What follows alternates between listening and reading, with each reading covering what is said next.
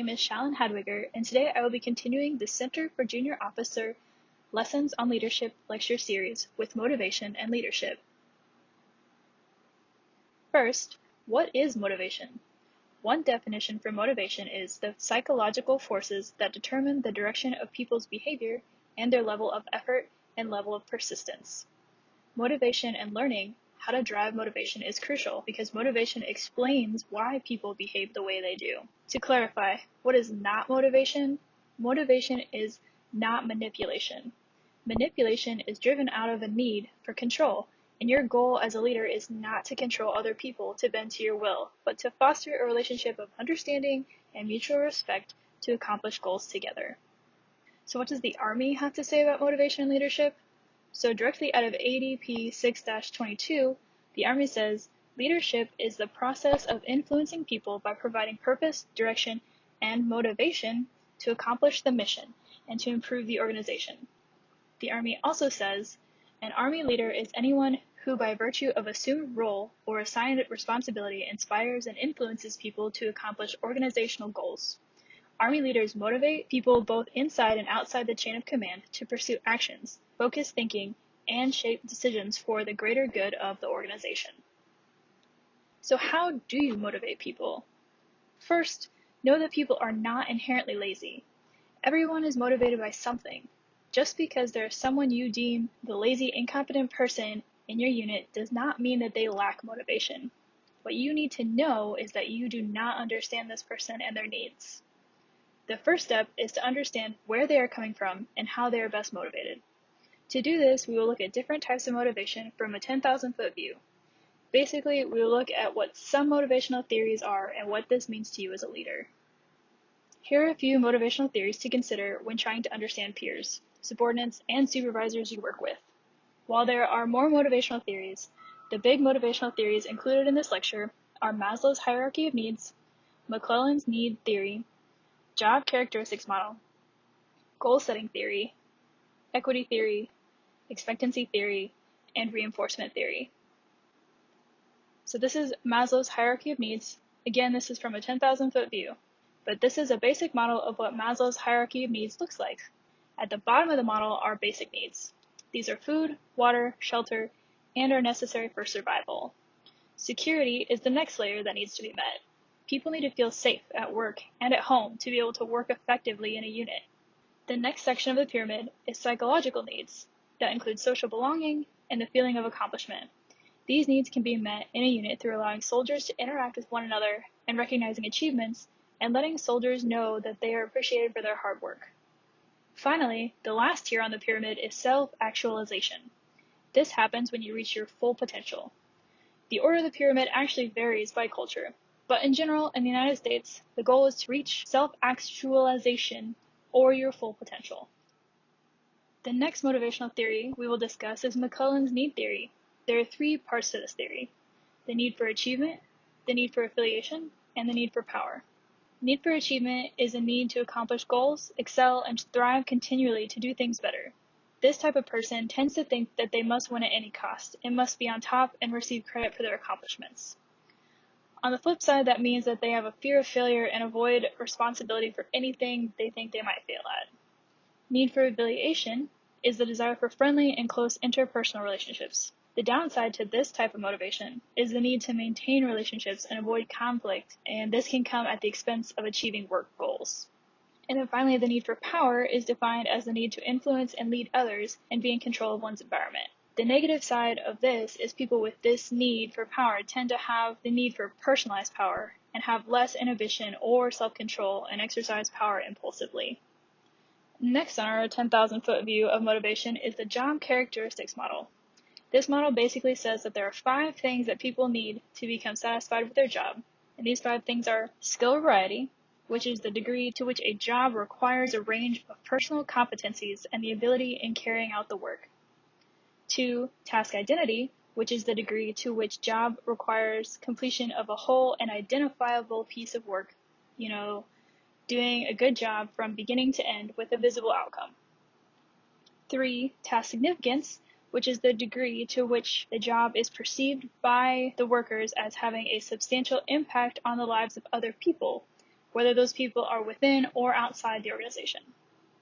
Number 4 is autonomy, which is the degree to which the job provides freedom, independence, and discretion to the soldier in scheduling tasks and in determining the procedure to be used in carrying out that task.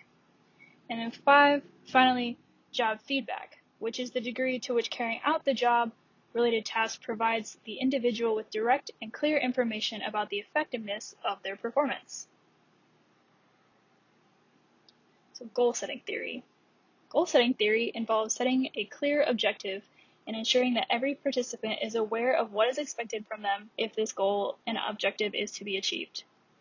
So here are a few things to know about goal setting. 1, research shows that specific goals increase performance. 2, compared to easy goals, difficult goals that are accepted result in higher performance.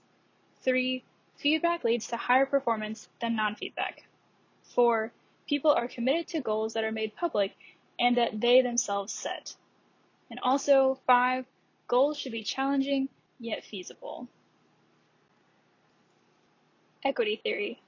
This theory essentially means that people will compare their input with their output, meaning the amount of effort a soldier puts into their day-to-day tasks will be derived from their output. These outputs include promotions, recognition, and etc. in relation to their inputs, such as time, effort, and etc.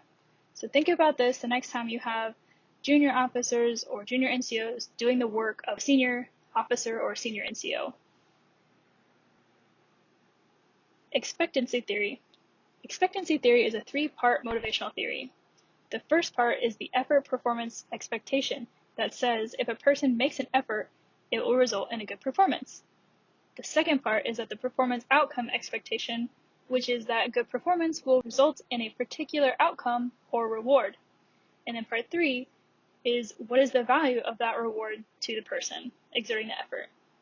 So what does this mean when you have a mission to accomplish? How much effort do you put into your job and daily duties?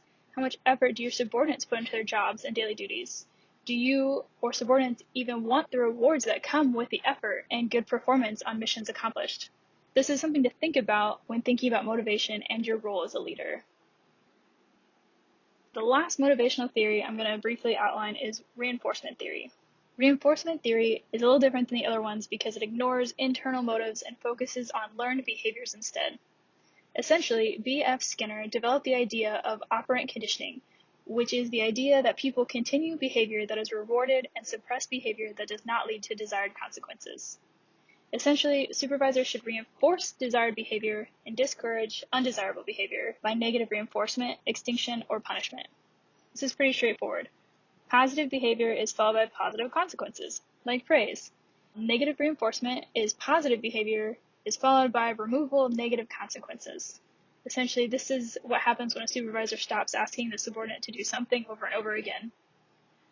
Punishment is negative behavior followed by negative consequences. This can happen with additional duties or demotions.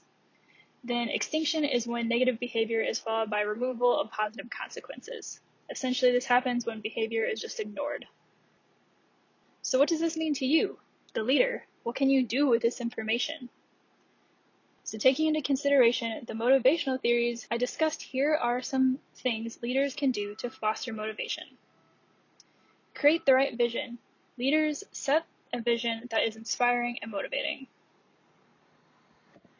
Ensuring that the subordinates are placed in the right jobs. To the best of your ability, make sure that people are placed in jobs that fit their unique needs and skills. Set challenging goals. Leaders can establish high standards, which they themselves model. Leaders can set clear goals and performance expectations, which should be rewarded as promised. Monitor and reward performance. Effective leaders track, recognize, reward, and celebrate progress towards organizational goals, ensuring that the organization's reward system is effective and fair, and they can reward good performance and punish inadequate performance. Proactively manage low performers. Expert leaders proactively deal with low performers. If your performance is low or a subordinate's performance is low due to lack of skill, it is the leader's job to train that subordinate. And then finally, create a culture that values people and performance. Effective motivators and leaders show that they genuinely care about their subordinates' professional and personal development. They need to invest in their people through training, coaching, and mentoring. It is your job as a leader to create an organizational culture that values good performance. Thank you for listening to this overview of motivation and leadership. If you would like to hear more, like and subscribe to our channel. There are also more leadership development tools you can get from our website. You can also feel free to send us an email and follow us on social media. Links to our website, social media, and other lectures will be in the video description.